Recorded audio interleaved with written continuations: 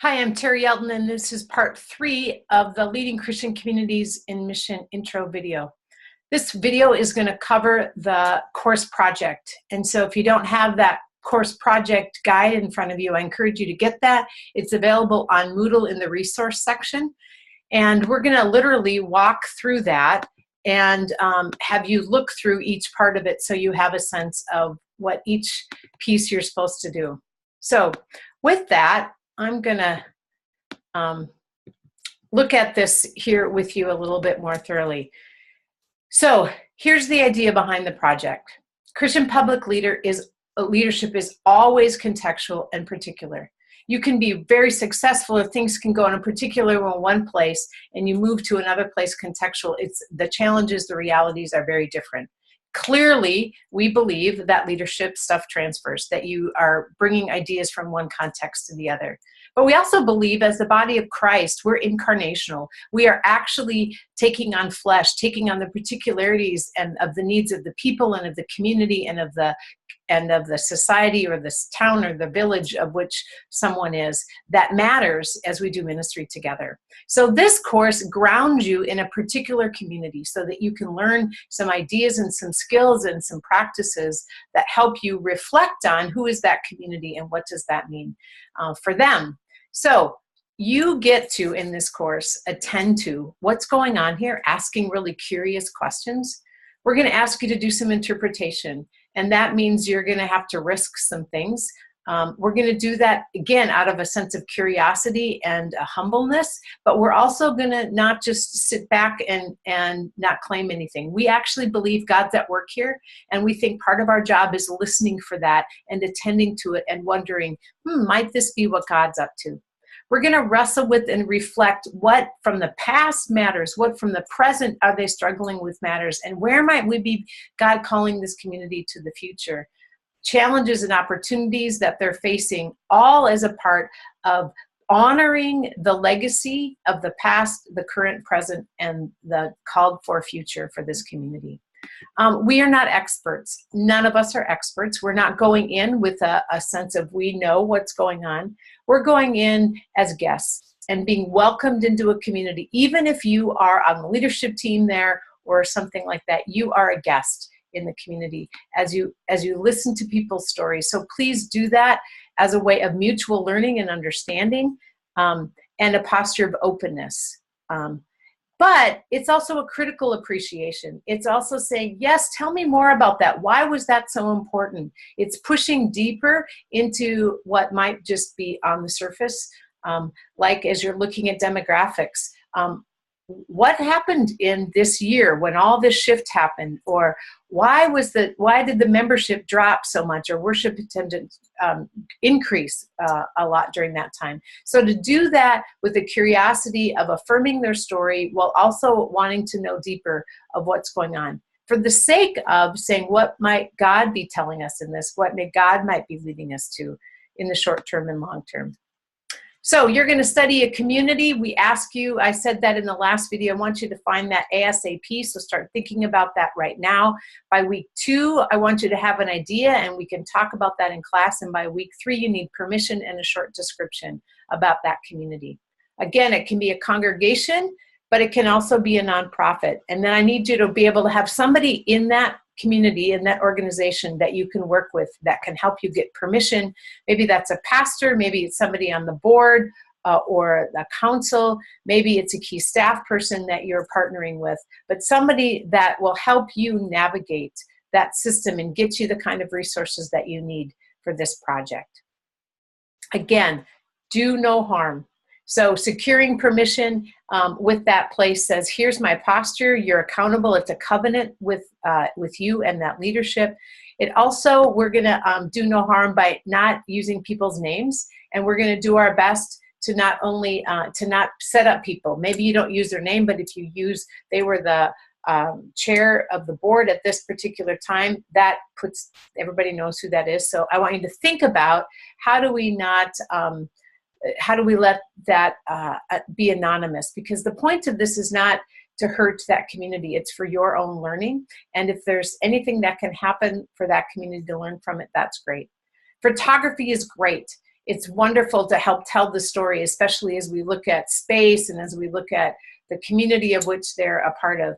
But also know that we don't need particular pictures of particular people, more of a setting or something that's kind of going on. And remember, anybody under 18, you can't use that without written permission, and that's a whole other layer that we're not going to go into. So for you to think about photography and your interviews of people in a way that does no harm and that leaves them in more of a generic stance than in a particular sense. This project is one that you're going to have to schedule. You're going to have to think about a timeline to get everything done. So as you look at the schedule, look ahead and say, hey, when are these parts due? When am I going to have to get some interviews done? When am I going to attend worship? Or when am I going to attend an event? And so look at that and create that with the leader of that organization so that you can get ahead of the game rather than being responsive. Data. Use your data carefully. We're going to ask you to get financial reports. We're going to ask you to get maybe annual reports or ways that they've reflected on their ministry so that you can look at that. You're also going to show up and you're going to watch things and you're going to write notes. You're going to have interviews with people. You can share that data in your observation, but edit it to make sure, again, you're doing no harm to that community or to its members. This is going to me, but don't be aware that this could be also read by some people in the community. So if they were to get a hold of it, let's do it in a way that's honoring the goal of this class and what they're up to. And so we want to be really sensitive to that issue. Okay. If you have any questions about this, please see me sooner than later, or if they come up along the way, email me or whatever. And remember that first posting comes up really quick. Part 2, part 1, 2, and 3. Each part of these papers is going to be a 10 to 12 page paper.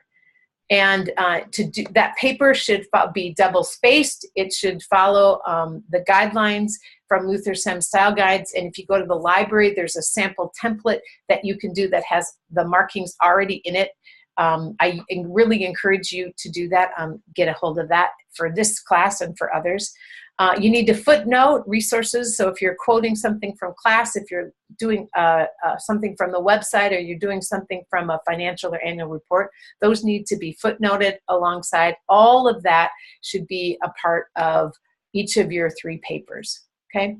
Each of the 3 papers here will have sections, and I'm going to walk through those sections. At the end of each of the papers, there's going to be a rubric for how that part will be graded, and the points assigned for that will translate into your 25% of your final grade. And so follow through on this sheet. This has a lot of information, and you'll go back to it hopefully more than once. So part 1 of this first paper, introduce this community, this Christian community, by describing its location in the context that it serves. So include a street map, look at what other resources help describe what this is, provide a narrative description of what it feels like as you show up in the congregation. How did you find it? Whatever. Give me a sense of, walk us into, as if we've never been here before, give us a quick snapshot of what this place is and where it's located. All right. Number 2, this is a place to look at its history. All right. Some of these communities are going to be 10 years old. Some of them are going to be 110 years old. So develop a brief historical summary of the key events, the passages, the crisis of this, using both their written resources and some oral, meaning if you can interview somebody that was a charter member or there during a key place, please do so and use that information. Focus this section on what are important events or persons. So maybe they had a mission development pastor that stayed for 25 of its 35 years. And now in the last 10 years, they've gone through 3 pastors. What does that mean? Wonder about that, okay? How has that shaped its identity and its understanding of mission? In particular, pay attention to leadership and the influences things of its identity. Maybe a crisis happened in the neighborhood that they responded to, and that changed its identity at that point in place. Here's a place, maybe they have on their website some history, maybe they have an anniversary celebration document, or they've done something to celebrate that. Those are the kind of resources to draw on for this section. Or maybe there's somebody in the congregation that's done this work, a long-term member, like I said, a charter member, something like that, or somebody that's been a historian for the congregation or nonprofit. The third section is to look at membership, participation, and demographic patterns.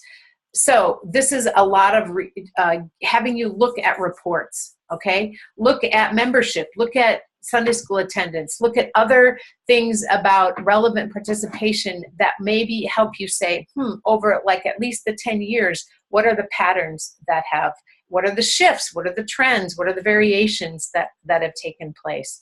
This might be a place that you include a table, or you actually put that into a pie chart or something like that and say, here's a picture, here's a way to look at this and interpret what that means. So I want you to do some numbers or some looking at it from that perspective, but also to give some narrative. For those of you that will be studying ELCA congregations, this kinds of stuff is available through the full trend report of ELCA congregations. There's also yearbooks and other kinds of things for ELCA and other denominations that track this. And so there's a lot of resources there. Again, some history or anniversary documents might come to be, but also this is where you can ask primary leadership. Is there something there that they can help you interpret? Use both your own sense of interpretation, but also talk with some other people that have been doing this work. That's number 3. Number 4 is financial. Do the same kind of thing as you look at the financial data. Now, if this is a long-term congregation, look overall at how their expenses and giving has tracked over the years, but pay particular attention to the last 10 years. And again, a lot of this information is also found on the full trend report for ELCA congregations, but nonprofits, other things, usually report this in their annual reports yearly. It's just how it's available and where you can find that. This might also be a place to include a table or a chart that goes with that to see, like, oh, look, it's, you know, we can visually see it. Again, you're looking for trends, patterns, and variation. So maybe you put the financial trend along the membership trend. Is it similar? Is it different? Those are things to pay attention to. The 5th area is looking at values, mission, and vision. So does this community have a formal mission and vision statement? If so, how does the lived community understand it? Are they alongside it? Do they understand it differently? If they were to describe what their purpose is or what they're about and where they're going, does it align with the formal documents? Or is there something more functional going on that's, we say this, but we say we want to grow, we say we want to change, but really we're trying to just pay the bills. And that's really our functional understanding of ourselves. Those are the kind of things to look for. So don't just look at the formal documents here, but also look at them critically and reflect upon them in light of the conversations you have with people in that community. Websites are a great place to put this out. But also talking with leaders, members. If you can talk to somebody on a board or council, that's a great place to be. If you can get a hold of annual reports, that's also a way to look at it. One of the things that you can do here is look at, does their budget reflect what they say their mission and vision is? So this is also, each of these are places you can look at it separately, but also talk about it in relationship to the other. And name a few of the significant ministries. So if this is their mission and vision, if they want to grow and they're trying to engage the community in new ways, are they investing differently, or are they really putting some energy into mission outreach or doing some social engagement with the community, or some children and family programs, or a VBS program that invites the neighborhood? What does that look like when it gets into the area of ministry? So that's section 5. Number 6 is think of this community of what's an image, what's a metaphor, what's a symbol that might kind of capture their self-understanding of their ministry. One of the congregations that I studied for my PhD had this particular window, stained glass window, that kind of became for me the way to talk about this. I had a fun time for each of the congregations because I didn't want them to be put in with their real name. I had to come up with a a new name. And as I came up with that new name, that was a way to capture their self-understanding in a metaphor or an image. So think about it in terms of like that. If they could sum up this community, what would it be? You know, we are home. We are, you know, the hands and feet of God, whatever. We are the body. How is it that they talk about themselves? And is there some way that this you could describe that in this section? So that's number 6. Number 7 is a fairly new one, since we started this 12, 13 years ago, is how is their social presence, their digital presence around who they are as a community? Look at a website. What does that say about who they are? What impression do you get if you just showed up in this community via the social media? Whether that be Facebook, whether that be something online, whether that be how they invite people using Twitter or Instagram or things like that. Is it easy to find what you need on those things? So if you're a new person and you're like, I want to get my 3rd grader involved in something, can you figure out how to get around? If you want to communicate with leadership around there, is there a way to do that? Is their social media or is their digital presence geared to insiders, or is it really welcoming outsiders? And do they talk to each other? Is it community, or is it really just the leadership putting things out like on a bulletin board? Do they have regular communication? We used to, you know, mail out flyers, and we used to send letters in the mail or monthly newsletters. How do they communicate with people officially and ask those kinds of questions? And what does this say about their community? How are people engaged? Is it just staff, or is there other ways to use it? Do they use video? Do they post their sermons? Do they give those kinds of things? So think about it from a digital presence, and then also think about it from a physical presence. How's their physical space? What do their buildings say? Is it easy to get around? Do they share their buildings with other people? If you were thinking theologically about this community via their space, what does it mean? Let me give you an example. At one point, our congregation had a bookstore, and we have 2 buildings. It's a complicated site. And at one time, the main entrance to the kind of during the week presence was through the bookstore. And there was a part of me that functionally it made a lot of sense. But it also kind of said, do you have to buy your way into this community? And so there was some like uncomfortableness for me around that I had to kind of think about. Also, when people land on site, where are they? Do they have to really work hard to find the worship center or the sanctuary? Do they have to work really hard to find the kids spaces or whatever? So as you think about entering the community physically, what does that look like? Some of you, if you're brand new to this site, this might be something you want to do right away. Just think about your first impressions and then ask questions about that. So functionally, how does it serve their mission? How does it help them live out their vision? How to live out their priorities and things like that? Number 9, we want you to interview some people. And I want you to interview at least 3 people from within the community. And I want you to think about who they should be. I want you to some leader, a pastor, a staff person, a council member. Maybe somebody who's just a participant. And what I mean by that is somebody that doesn't know all the ins and outs of what's happening on the decision-making front or what the finances are, but are a participant in what is their experience of. And then maybe what is different ages, different timeline as far as somebody's been there a long time, somebody's only been there a short time. Get some different feedback from interviewing people. Now, these can be formal. There's an interview set of questions as on the resource section of the Moodle site that can give you some ideas of some questions to ask people. But you might do a couple more in-depth ones, but then maybe if you hang out in a coffee area or in a social time after a worship on a Sunday, just ask informally some different kind of people to get a sense of why. A little word about interviewing. When you're interviewing someone in a more formal setting, it's okay to let there be some space. You've thought of the question, give it to them, give them a second to think about it.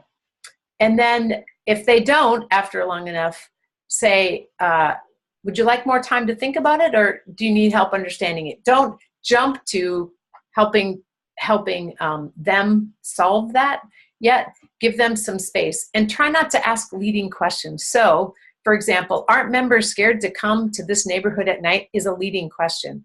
Instead, you might say, how do members feel about coming to the church in times other than Sunday morning, especially if people have moved out of the community? So thinking about how you phrase the questions matters to what kind of answers you'll get. We can talk more about that as we get further into the class, but just want to plant some seeds in how you interview. The last thing is a summary of what you've learned in this first part. There are two main parts to this summary. First, summarize your findings, right? So reminders, this has happened over the 10 years, they've grown, they've whatever. So pulling it all together. And second is then to interpret this Christian community in light of their own self-understanding of their life and ministry, especially in relationship to the neighborhood, which is the part that we'll do next. So two key questions for this section are this. Does this community presently understand itself to participate in God's mission in its context? How or in what ways do they do that? If not, how do they understand their mission to be? If they don't understand it in light of God's mission in this context, how do they? So that's the first part. And the second is, what is its missional identity? And if they don't have one, describe your understanding of their identity and how you came to that conclusion. We're going to pick up that again in the third paper. So the more you do this work here, the more you have to build on. Now there are 50 points for each of these papers, and here's the rubric that goes with that. First thing, if you use charts, photos, infographics for the earlier section, you can earn up to 5 extra points with regard to that in above the 50. Also, if you have grammar issues or issues with citation errors, you can lose up to 5 points. So these are kind of these extra areas that, that enhance or take away from the paper. So I just want to highlight those. The other thing is I've asked you to do 10 to 12 pages in the paper, and then there's the appendix. So let's say you want to just do a little chart, but you say, look to Appendix A for the full demographic membership over the last 10 years. That's totally fine. But note that after 15 pages, I will not read beyond that. Remember, I got to read all the pages, and those pages add up really quickly. Sorry to say, yes, someone has abused that in the past, and they've gotten far beyond. So this is also a way for you to kind of hone down each of these sections. So if there's 10 things you got to do, and it's 12 to 15 pages max here within that, note that that's not a lot for each of the sections, okay? So that's that piece. Then you look here, each of these areas is worth 0 to 5 points. So introducing the Christian community, analyzing the Christian community's history, looking at its membership and demographic patterns, looking at its financial, looking at its mission, vision, and values, looking at its images, digital presence, use of space, interviews with people, and summary, and then the extra. So that's how each of these will work, okay? Part 2, same 10 to 12 pages, plus appendices, no more than 15. I'll quit reading, same thing there. This one is looking at the context. So if you did the internal community, now it's to the context of which it lives. So start with an introduction to this context in which you find it, right? How would you describe it? What's its geographic neighborhood? Is it metropolitan? Maybe include a map. How does it fit within a larger scope of what else is going on? Maybe it's a small town, but it's a hub for the area, those kind of things. Use different resources. Again, here is one of the greatest ones you can use is the U.S. Census site, and they have tools for that you can put in zip codes or counties that you can get information. The fact finder site part of it gives you all kinds of stuff around changing demographics, and it compares in the last 10 years how that has changed. So that brings us into 2, construct a demographic profile of this context in which you see it. Again, this is where the changes, you can say this is where it's changed over the last 10 years. Tables or charts would be really great here. Look for trends, patterns, and variations, specifically looking at what does this information tell us about this context and the neighbors to whom the Christian community might be called to serve. So if it has gone from all Protestant Christian to pretty religiously pluralistic over 10 years, what does that say about this Christian community's ability to meet the needs of its neighbors? Now enhance and interpret these. So you've got demographics in part 2. Part 3 is get in the neighborhood, walk around it. What's the feel? Go have lunch in a neighboring area and talk to the person that works there. This is an interpretive summary. This is a get the hands and feel of it. This is read the newspaper if they have an area newspaper. Look at websites to gather information about what they say about this community or some of the, maybe this is an area, for example, in Minneapolis that used to really be on the way down, and now a lot of money has been invested to it, and it's really on the uprise again, and it's getting cool. Restaurants are moving in, or younger generation, and so it's changing the demographics of that. This is the interpretive part. What are the other kinds of things that can say, tell you more about what's going on? This is a place to go personally, walk around, but also to do it online. I've already said that, but do it with curiosity and wonder. What's really fun, I remember one of the congregations studied, went and there was a congregation, it was in the suburbs of the Twin Cities, and they went to the fire station that was not too far away, asked questions about the community and about that, and they said this is the first time anybody connected with the church had ever come and talked to them, and they were less than a block away. This is your opportunity to just see what's around, maybe in a different way than the people that are there all the time. Okay, that's number 3. Number 4, think about transportation, parking, and community access. So if I was a person that wanted to go to church here, wanted to participate in this organization, how would I get there? Where would I park? Some of the congregations in our area, for example, of the Twin Cities, used to be all neighborhood congregations, and there's no parking lot, right? What does that mean? Is that a problem? Is it not a problem? How do they work that out? Some places are on the bus line, and I know our congregation was right at the hub of where people would come into the Twin Cities and get off the freeway, one of the first exits, and people would just show up and ask for food on an ongoing basis. And that led to, over time, having to have a system to handle those responses. So what is it about the community access that you can learn from?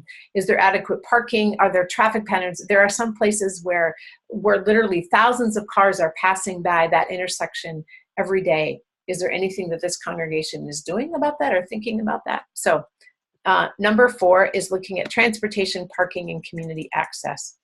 Number 5 is where do they fit within the larger church system? This is a place where you can go to the American Religion data archive base and look at how did they fit and what are the religious demographic changes. So for example, is there a huge Muslim population that has just shown up in the last 10 years in their county? Is the unclaimed population, the nuns or the duns, are they showing up in this area in new ways between 2000 and 2010? And what might that mean? So this is a way to start looking at how they fit with regard to the larger church system. That could be denominationally, but certainly it is across all religious groups. Just like you interviewed people inside the organization, I want you to do at least 3 leaders outside or 3 stakeholders in the community. Maybe this is a school, a teacher, maybe this is a business person or a police officer or just a neighbor. We're asking you to do this with people that aren't members of this Christian community. So that means risking, that means knocking on some doors. And again, do it humbly. Don't lead, but sit there and wait for the responses and do what you can to ask inquiring kinds of questions.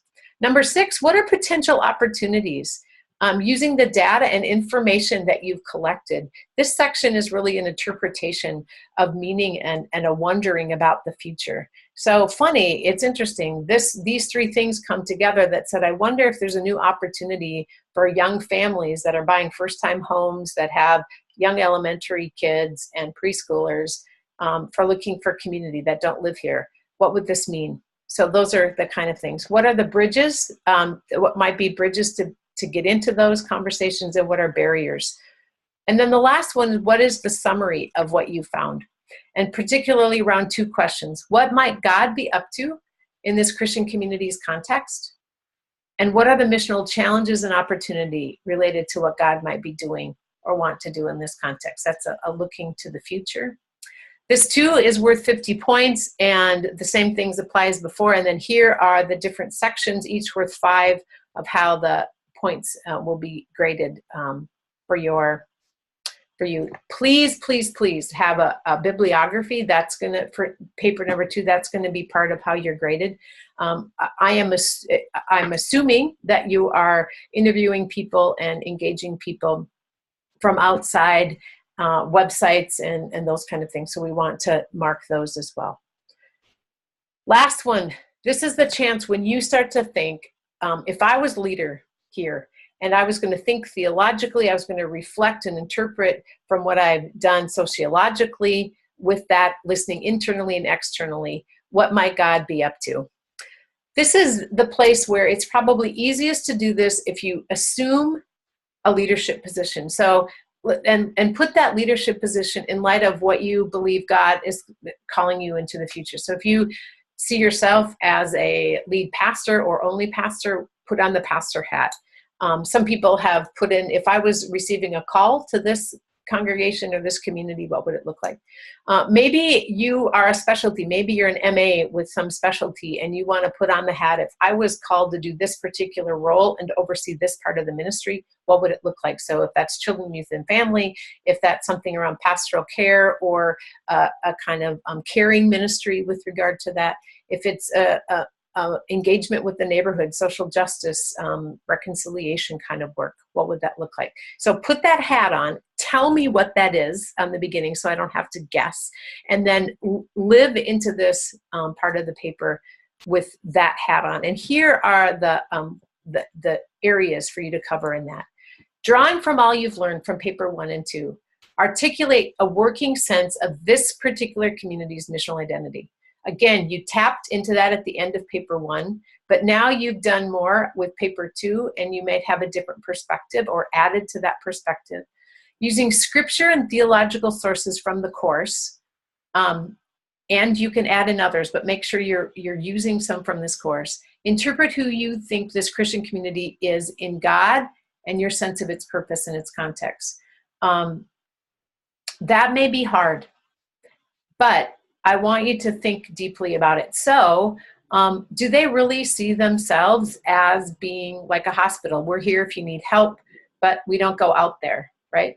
Do they see themselves as being a connector, a way that we're going to be a hub, that we're going to be here in the community where people can find, that we're going to be a resource and we're going to connect people? We're not going to do it all, but that's where we're going to be.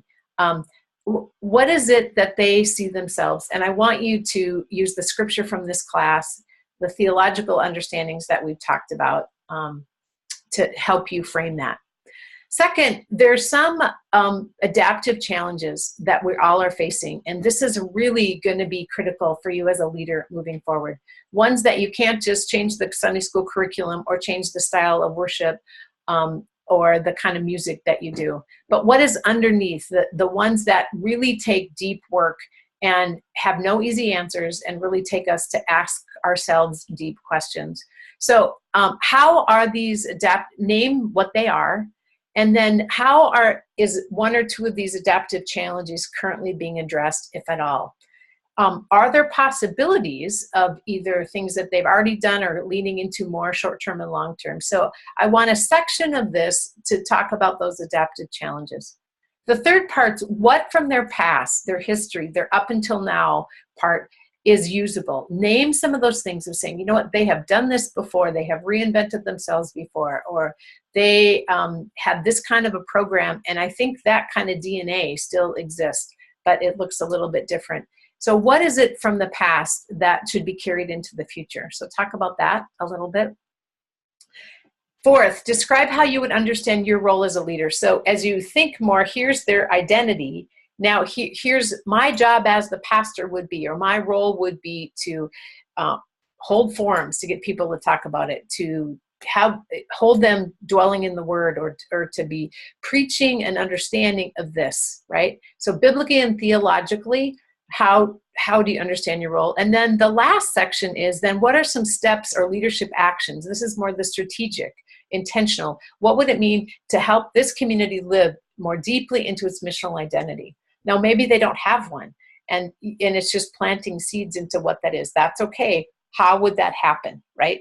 In the midst of who they are, the challenges that they are facing, number 2 on what you've said, and in light of what God might be doing in their neighborhood. Again, 50 points, 5 points for grammatical errors, no more than 15 pages, and then here is the rubric that goes with that as well. This has been a deep overview of a lot of information, and you're going to go, that last paper seems really hard right now. Here's the deal. We're going to walk through this, and it's going to become clear over time. We're going to practice doing some of these things in the class. We're going to talk about this along the way. And as you engage in these communities and you engage with each other and we read these things, I hope that this will just continue to evolve and widen your understanding of what it means to put all this together. I said it before, and I'll say it again. I love this class. It's an exciting way to think about leadership and engage in a particular context. It might seem overwhelming, but leadership is often overwhelming. But we start at one step at a time, one foot in front of the other. We join in a whirlwind of things already taking place. We do it together, and we do it following what God has put in front of us and accompanying with a whole group of other leaders to help us do it together. So I'm excited about this project. I think the resources that we have on the site and the other ones that we will give each other as we go will help you do this, unfold this work. And again, email me if you have any questions. Thanks. Great being with you. Look forward to being with you on the 18th.